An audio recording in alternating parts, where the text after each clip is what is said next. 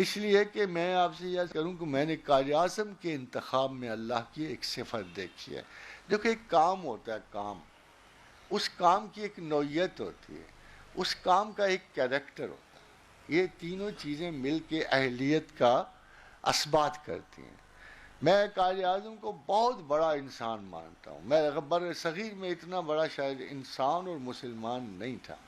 اب اس کی کمٹمنٹ کا یہ حال تھا کہ جب اس کو کہا گیا نا کہ جناب قائد اعظم آپ اتنی محنت اتنی جان کیوں مارتے ہو، تو اس نے جو جملہ بولا ہے نا وہ میرے دل سے کبھی نکلا نہیں ہے.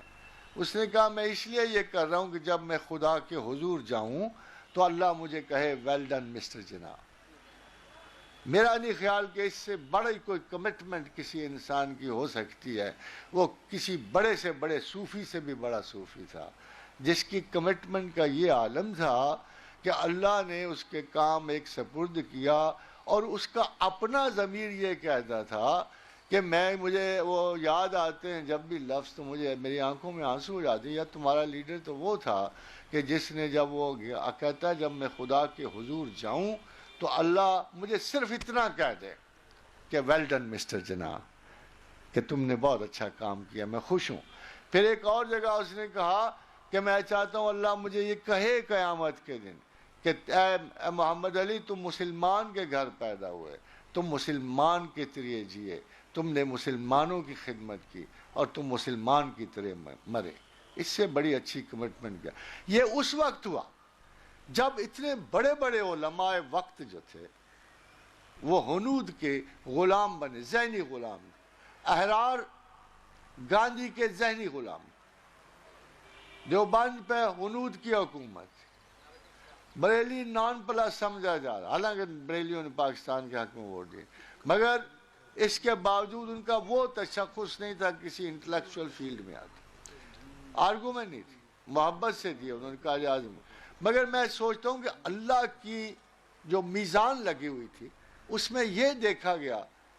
کیا دیکھا گیا؟ اس کی ایک مثال آپ کو دیکھا کہ وائسرائے لارڈ ویول نے قائد اعظم کو بلایا گفت و شنید کے لیے اور اس سے کہا، اور یہ بات یاد رکھیے کہ انڈیا میں ایک وائسرائے ایک لیفٹیننٹ گورنر ہوتا تھا. وہ لیفٹیننٹ گورنر انڈین تھا، لارڈ ایس پی سنہا تھا. تو وائسرائے نے قائد اعظم سے کہا کہ if one Indian can become the lieutenant governor of India, why cannot another be؟ کہ اگر ایک ہندوستانی ہندوستان کا لیفٹیننٹ گورنر بن سکتا ہے تو دوسرا کیوں نہیں بن سکتا؟ اور یہ اسے لالچ دے رہا تھا، اگر تم چاہو تو تم بھی لیفٹیننٹ گورنر بن سکتے ہو. قائد اعظم نے اپنا ہیٹ اٹھایا اور سیدھا مارچ شروع کر دیا گیٹ کی طرف تیز تیز. تو لارڈ ویول کہتا ہے اس نے خود واقعہ لکھا کہ میں پیچھے پیچھے بھاگا اس کے گیٹ پہ آ کے میں اسے آن لیا. میں نے کہا مسٹر جناح مسٹر جناح. تو مسٹر جناح بڑے اطمینان سے واپس مڑے اور انہوں نے کہا your lordship I have not come here to sell my nation. اس نے کہا یور لارڈشپ میں یہاں قوم بیچنے نہیں آیا، آئندہ اگر کوئی بات کرنی ہو تو میرے گھر پہ آ کے. آپ کو پتا ہے لارڈ ویول نے جواب میں کیا کہا؟ آپ کیا کہو گے؟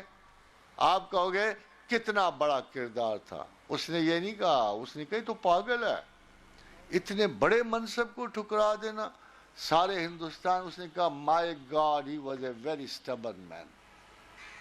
اس نے نہیں کمپلیمنٹ دیا، اس نے کہا یہ اتنا ضدی آدمی ہے کہ اپنے موقف کو اتنی بڑی قیمت کے لیے بھی نہیں چھوڑ رہا. تو خواتین و حضرات اس وقت یہ کریکٹر بر صغیر کے کسی ملا، کسی غیر ملا، کسی صوفی، کسی دیندار میں نہیں تھا.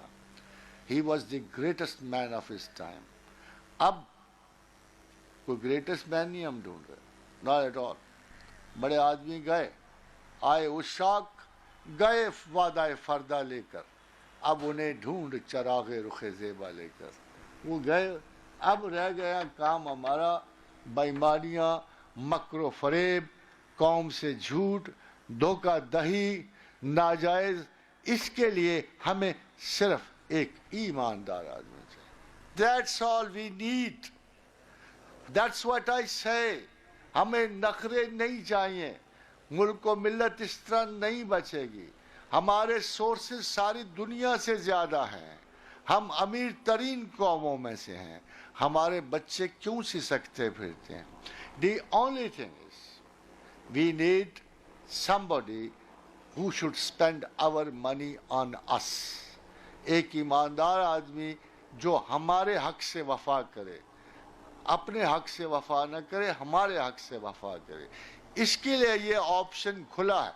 But still I would say choose on your own. Your information should be the best. Your interest is in these people, not mine.